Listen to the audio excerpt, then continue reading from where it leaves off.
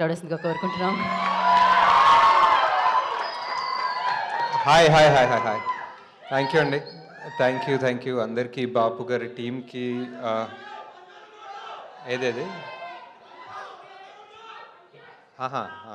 కల్కి టూ వస్తుంది.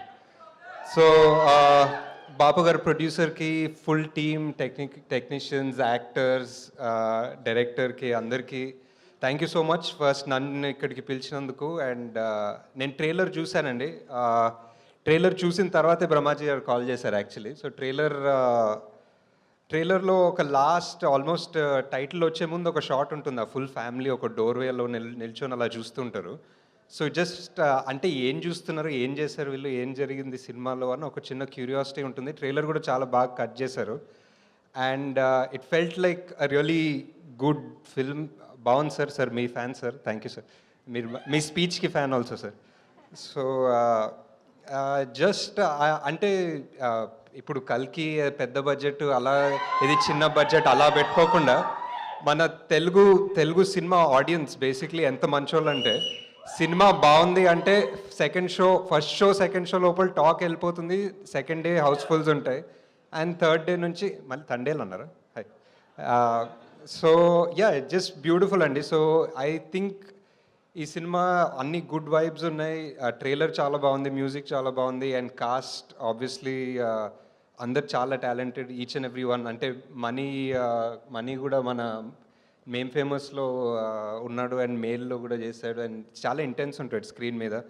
బ్రహ్మాజీ గారి గురించి ఎక్కువ చెప్పనవసరం లేదు, అందరు ఆల్రెడీ చెప్తారు. సార్ జాతి ఒక్క మాట చెప్పమంటారా సార్?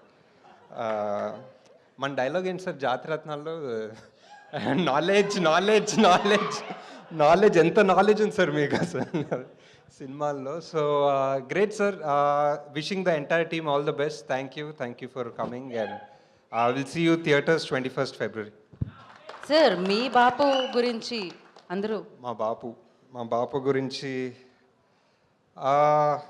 అంటే స్పెసిఫిక్ ఇన్సిడెంట్ అంత ఇమీడియట్గా గుర్తులేదు. బట్ చిన్నప్పుడు ఆల్మోస్ట్ అందరికీ సేమ్ ఎక్స్పీరియన్స్ ఉంటుందేమో.